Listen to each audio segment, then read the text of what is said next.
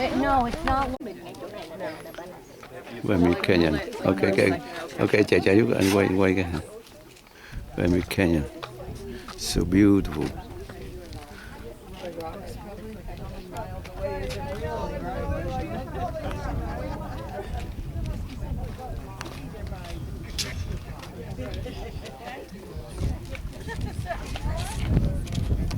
So beautiful. Nó nhiều color ở đây cái danh trong có color gì? Cũng có mà, nhưng mà không nhiều như vậy. Cái này tại vì nó cũng mấy triệu năm rồi. Grand Canyon thì nó wow, big. Cái này nó nhưng mà nó không có color, không có nhiều color, nghĩ là không color như vậy. Không, cũng có nhưng mà nó different color mà. Mà Grand Canyon nó cũng ghê lắm, ghê.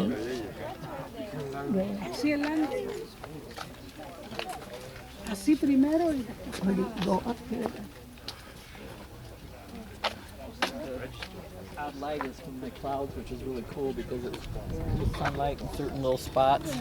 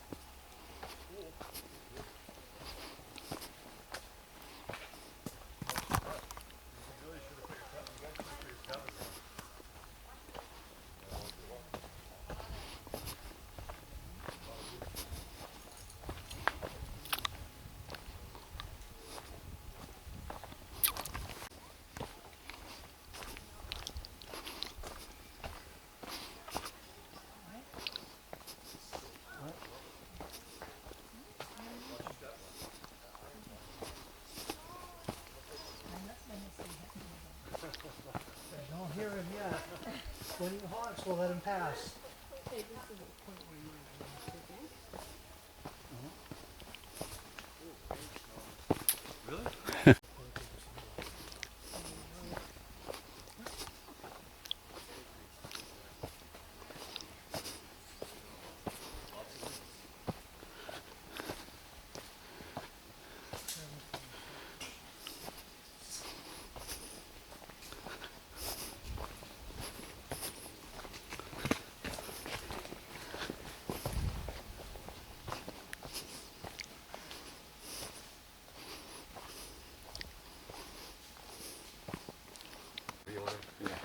You turn around and go back. I think we should. I know.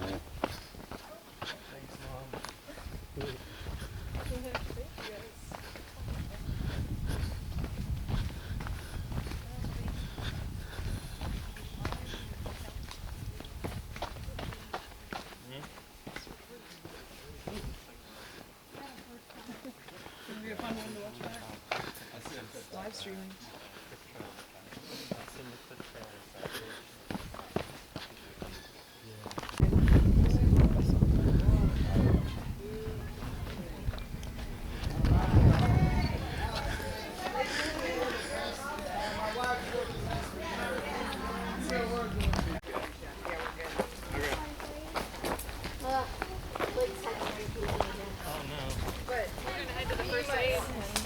Do you want to cover this?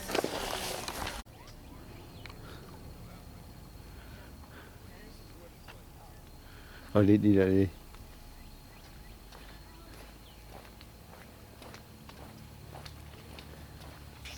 Ôi, bây giờ nó lift lên đẹp quá chừng luôn mà. Mây nó lift lên đẹp quá rồi.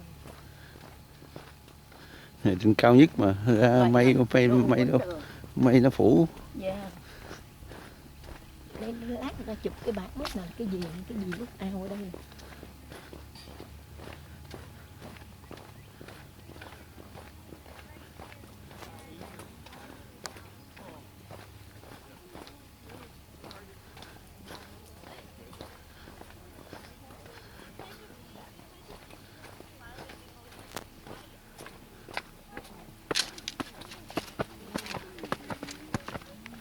Wow. Đẹp ha. Ôi cao. Lên mới đẹp.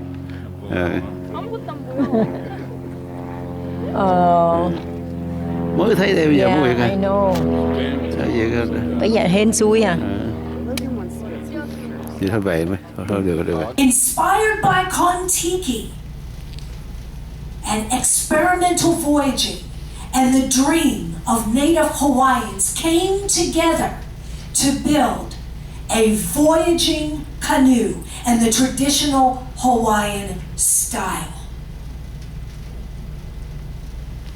Hokalea. This voyaging canoe even has set sail just recently, circumnavigating not only the Hawaiian Islands, not only the Pacific, but the entire world on a Pacific-style, Polynesian-style voyaging canoe. May 17th of 2025, Hokalea set off from the island of Oahu. They began their circumnavigation in 2023, but because of the devastating wildfires in Lahaina, the crew said, we need to go home and take care of our families. They returned to Lahaina and the islands and relaunched. The dream was not dead. The relaunch of Hokalea and their circumnavigation of the world, they embarked May 17th of this year from Oahu. Their 4-year circumnavigation, this promotes teamwork, leadership skills, environmental awareness, promoting traditional wayfinding techniques, and solidarity among indigenous people around the world. This was the beginning, Hokalea, of a cultural revival in the 1970s to reclaim Hawaiian identity, language preservation, traditional arts, and navigational skills. The impact of Hokalea still resonates today. Voyaging canoes became the symbol of the Renaissance. In 1976, they embarked on their legendary highway to Tahiti. With no modern instruments, only star navigation, with the help of a Carolinian islander named Papa Mau.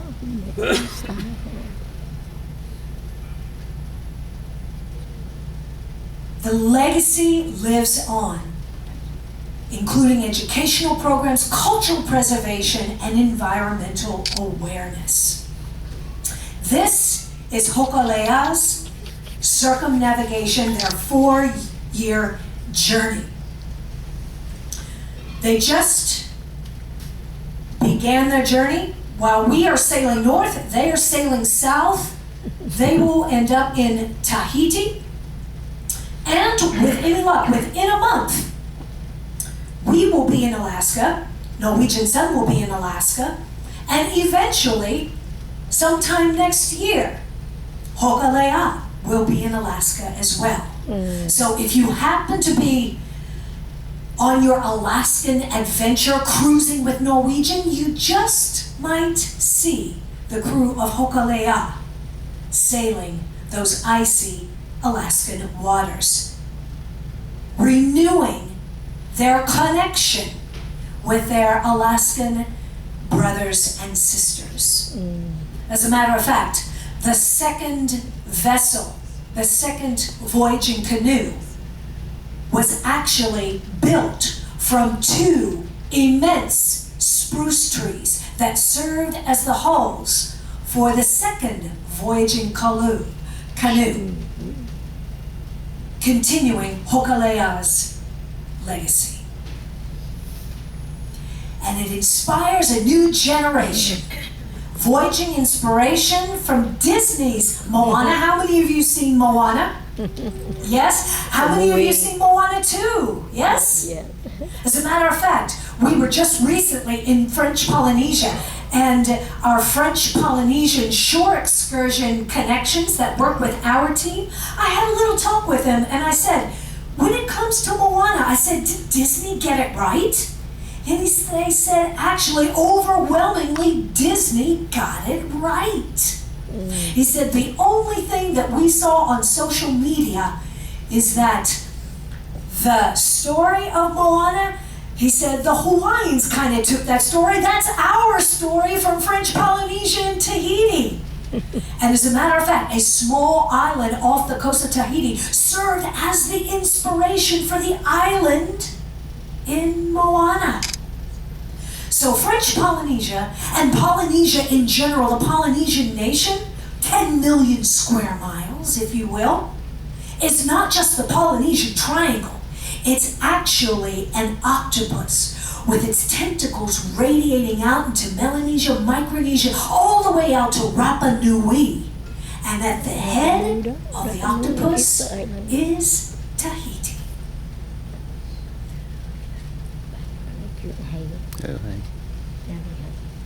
The navigation portrayed in that was portrayed in the real fashion, showcasing those traditional techniques, and that continues the legacy. As you well know yourself, I myself, when I was putting the finishing touches on today's presentation, I stopped for a brief moment because my husband was flipping through the channels, and who was on TV? Moana.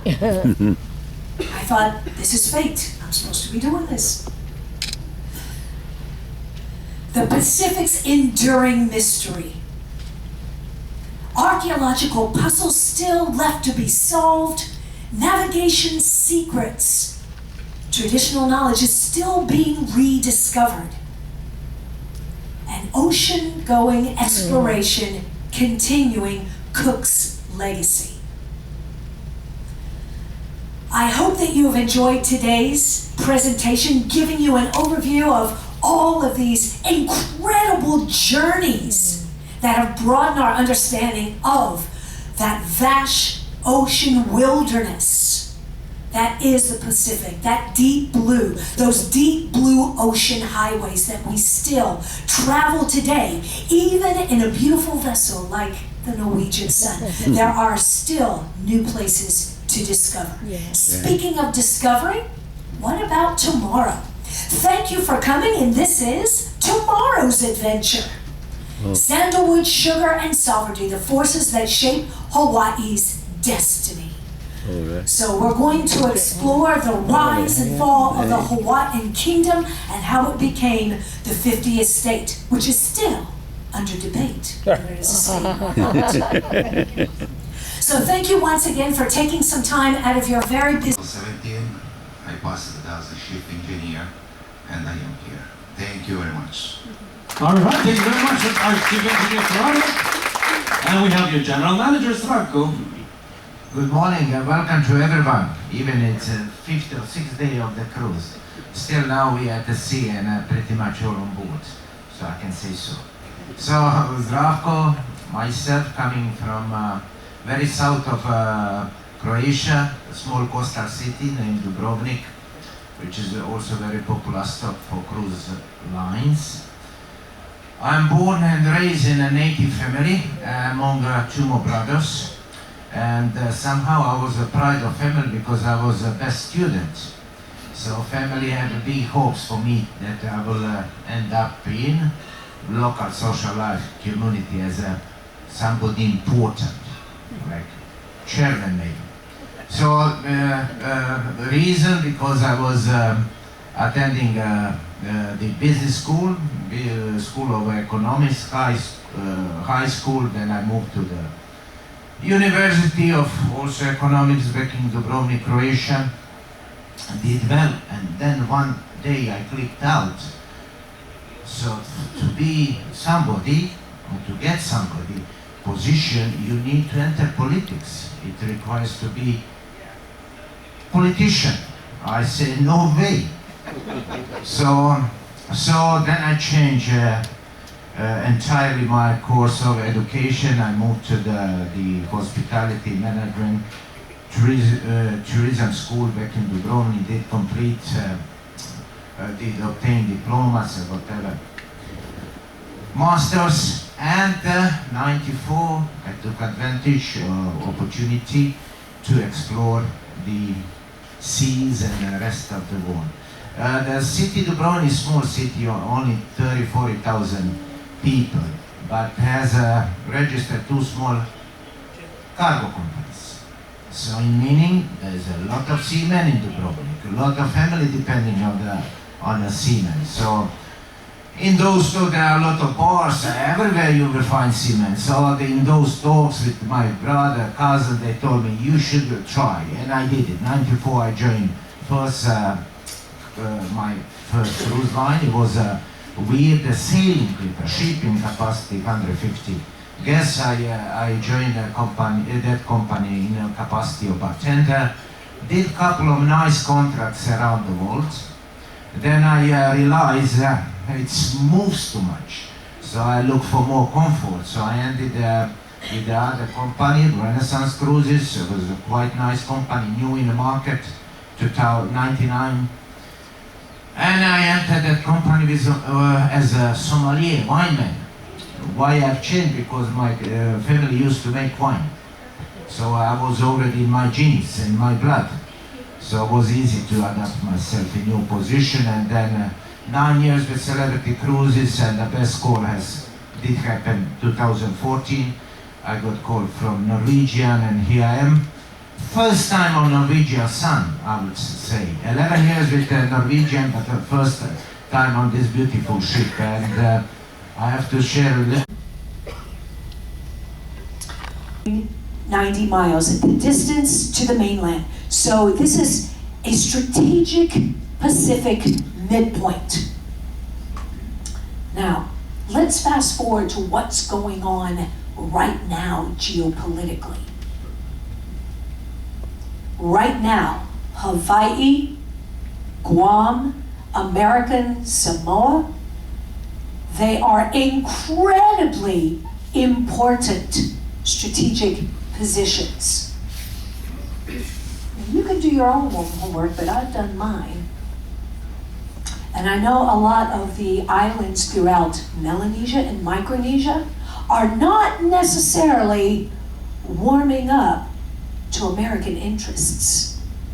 As a matter of fact, there is an enormous amount of money being plowed into these island nations. And where do you think that money's coming from? You're not wrong.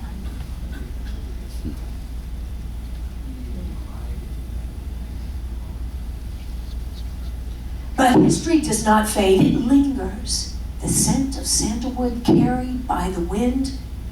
Power is never truly lost. It simply shifts.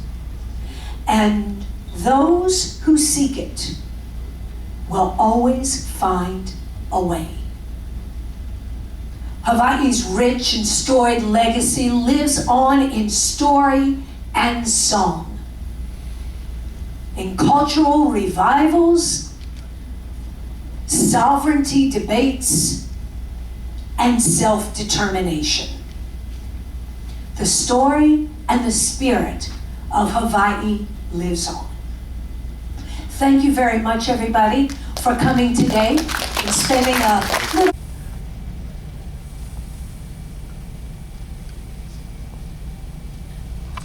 to memory systems, but that's just off on a tangent. How to remember names. I just showed you one way to remember names. There's so many other ways to remember names. You can link it to people you already know. That's a really fast way to do it. You can link them to celebrities, all kinds of things like that. And it goes over, the course goes over all of that. Foreign languages, by far the best way to learn foreign languages. I've been very lucky in my magic career. I've spent 6 months living in Japan, 6 months living in China, a lot of time in Europe. Does anybody know what the Portuguese word for clam is?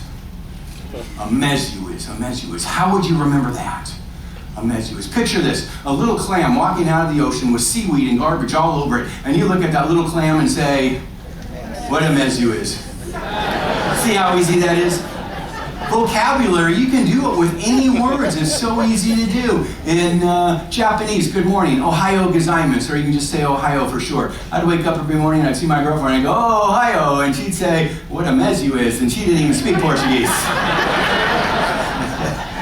In China, hello is ni hao, ni hao. How would you remember that? I think of walking up to someone in China and kicking them in the knee. Ow, ni hao. See, literally vocabulary. Rosetta Stone talks about this a little bit, but this is by far the best way to learn vocabulary. If you have some kids, grandkids, if you just want to learn a foreign language, it's by far the best way to do it, because you can learn vocabulary very, very quickly using these systems. And this is just some of the things on the systems. My mind reading show that's coming up, I actually teach you some mind reading tricks on here. Obviously, it's not real mind reading, but it sure looks like it, and you'll actually see me do some of it in a couple nights. So that's just some of the things on the flash drive. There's a lot more, but I don't have time to talk about it. It's a perfect gift for yourself, for your kids, for your grandkids. It's literally, it's the gift of knowledge. And I don't know why they don't teach this in school, because if they use this in school, all the kids would have straight A's. And I actually work with a lot of teachers now, teaching the teachers how to use these systems by making the pictures for the kids. The kids can remember the pictures, and they all get straight A's on the test. So again, it doesn't matter if you're 8 or 108. It's so important to use these systems. And even if you don't even get this course, always exercise your mind. It's so important to do that. Usually, these flash drives, I do this for corporations all the time. All the Fortune 500 companies hire me. I do keynote speaking and breakout rooms, and I charge $299 for these flash drives. But we're on vacation, and we're not at a convention or anything, just a vacation. So I'm taking $200 off today. If you want to get it, it's only $99 today. We're going to be selling them on deck 6 right out here. Elle's right over there at the table. And all you have to do is sign it to your room. So actually, it's not even $99, it's free. Until you sign off, and then it's $99. But you know what? I'm going to tell you one more thing about it. Listen to this. This is a flash drive. And if you put this in your computer, you can take the information. It's just a folder on here. You can drag it onto your computer and put it on your computer, and then you can share this with anyone in your family. So if you can give it to your wife, so she'll have a copy. If you have kids or grandkids. I did this for a group last week, and this lady in the front row, she had 18 grandkids. I said, good, give it to all of them. That way it only costs her $5. So again, even at $99, it's a great deal. So again, I'll be right out there if you have any questions. But let's get back into something.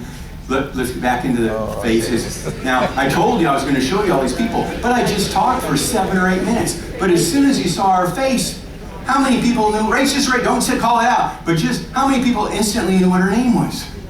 Look at that. What's her last name? What's her first name? Isn't that cool? Her face told you that. You don't even know her. And as soon as you saw that, how did you know that? Because all that information went from your short term right into your long term. The next person, don't call it out yet, but look at him. Everyone takes a little while. Look at his hair. What's his last name? What's his first name? Wow, you guys are good. But, uh-oh. The clue's gone. How are we going to know his name? It's impossible. What's his last name? How did you know? What's his first name? Jim. And you didn't even, look, I cut his clue off. But you still knew, because you were looking at his entire face. The next person, oh, look at her skin. What's her last name? What's her first name? Isn't this amazing? You guys are nailing every one of these. The next person, oh, look at his chin. What's his last name? Washington. What's his first name? Kevin. You guys are good. Okay. I think I got, oh. What's her last name? Sharp. What's her first name? Amanda. What's her husband's last name? Sharp, probably. What's her husband's first name? Where does she live? Where does she work? What's her favorite hobby?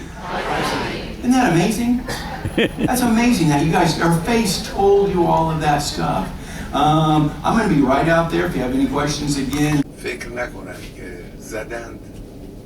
should not imagine that they struck and it's over. No. They started this. They launched a war. We will not allow them to escape unscathed from the major crime they have committed.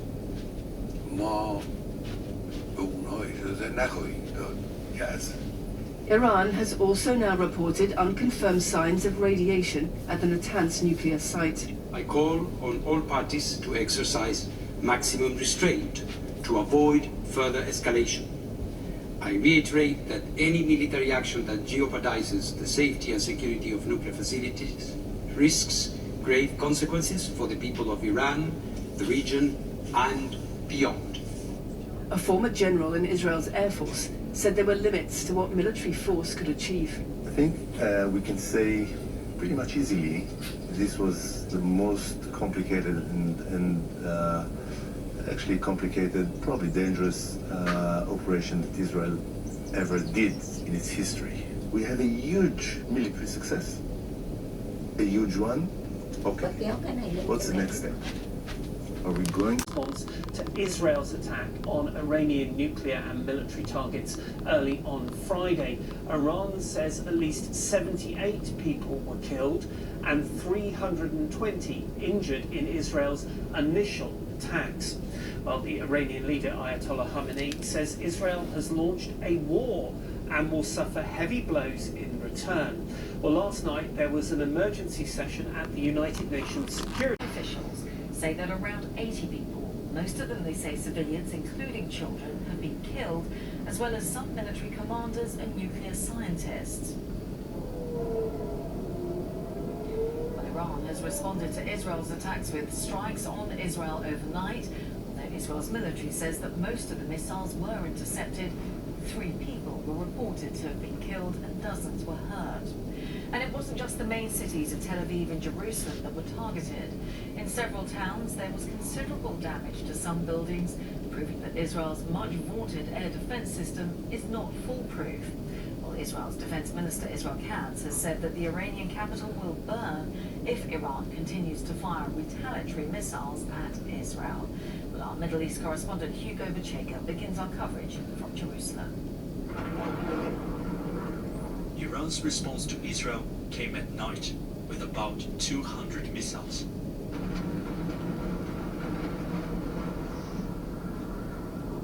The military worked to stop them, as millions of Israelis sought shelter. The air raid sirens were still sounding in Tel Aviv when a missile hit.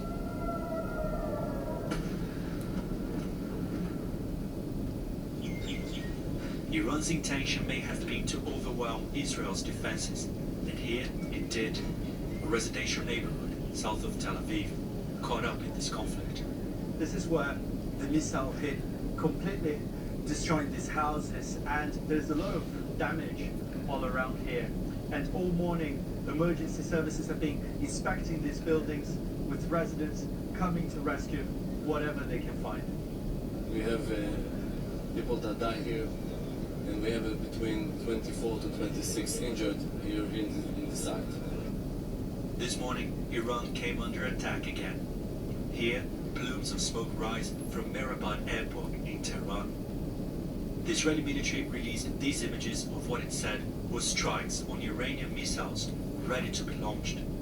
Israel says it wants to damage Iran's nuclear program, but the scale of the attacks could indicate another goal: to topple the regime. For years, the Israeli Prime Minister Benjamin Netanyahu has defended military action against Iran. He is now going ahead with it. The objective of Israel's military operation is to remove this threat, both the nuclear threat and the ballistic missile threat to Israel. And as we achieve our objectives, we're also clearing the path for you to achieve your objective, which is freedom. For the leadership in Iran, regime survival has always been a priority. They should not think that they struck and it's over. We will not allow them to escape unscathed. For Iran, there are no easy options. A strong response could drag the US into a conflict and be devastating for the country. A muted reaction would be seen as weakness and even defeat. Israel seems to be making a gamble and has suggested this is just the beginning. For the leaders in Iran, this could become an existential battle. Hugo Bashek, BBC News, Jerusalem. 14 minutes with his Ukrainian wife Anastasia, who he said had come here to escape the war in Ukraine. All of a sudden I hear a huge explosion and I see a blast coming through the door, but like a flame, like a real explosion. And the next thing I know is there's a lot of dust and a lot of smoke coming into the house.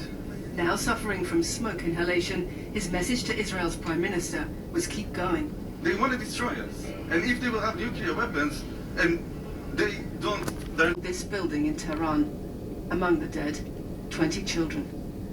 In a nearby home, one resident said an explosion threw him up against the ceiling. Others called for a tougher response. We want a firm response that holds the dignity of Iranians. If they hit us once, Iran should hit them 100 times. This war began when Israel launched hundreds of airstrikes across Iran. Tehran has fought a long shadow war against Israel's existence. But open conflict risks escalation. Iran is now threatening those who helped defend Israel too. Lucy Williamson, BBC News, Tel Aviv. It wants to build atomic bombs to destroy us, and wants to build ballistic missiles, including intercontinental ballistic missile, to be able to threaten anyone and everywhere in the world. By defending ourselves, we're also defending others.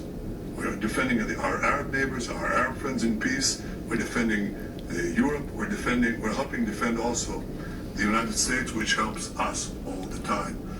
Well,